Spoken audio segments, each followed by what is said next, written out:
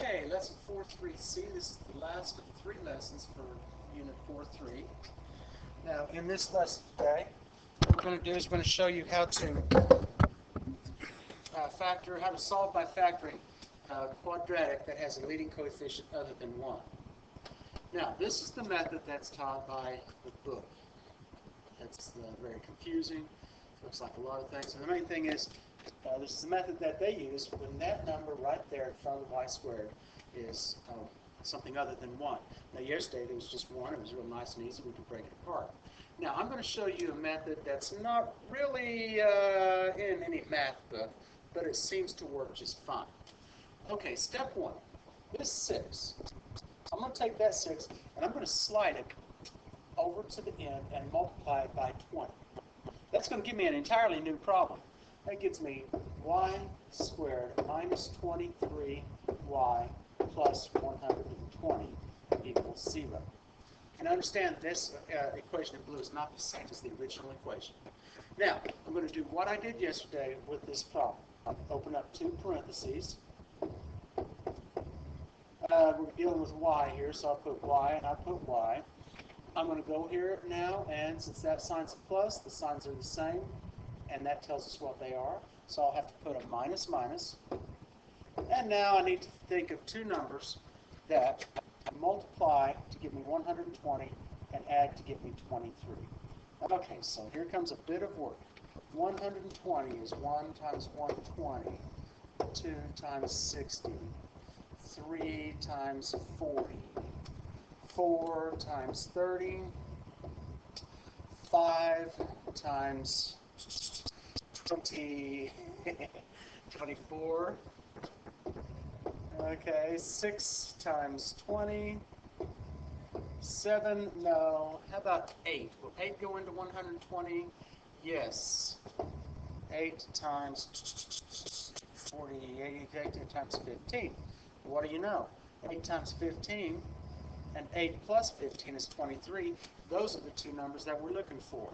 Alright, so since the signs are the same in these 2 parentheses, it doesn't matter where I put the 8 and where I put the 15. So I'm going to put the 8 here and I'll put the 15 there. Now, we're not done. Yesterday we would have been done with this, but we're not done because now we have to account for this 6 that we slid over at the first. Okay, that 6 is now coming back into play. I'm going to put it right here, and I'm going to put it right here. All right? Now then, I'm going to go ahead and reduce my fractions down. Y minus, I can take a 2 out of those. That's going to be 4/3. And over here, I can take a 3 out of both of those. That's going to be 5/2. Once you've done that, you've got your solutions. Y equals 4/3 and 5/2. Let's see if that matches what they got. 4/3 and 5/2. 4/3, 5/2. All right.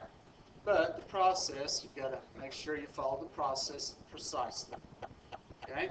So once again, here's the steps on how you would do this. We used to call this slippy slide in the classroom. Okay? Just pause the screen, make sure you understand, come back to look at this if you need to. All right, I'll do one more for you. Step 1, take the 2 right there. We're going to slide that 2 over to the end and multiply it times the 3.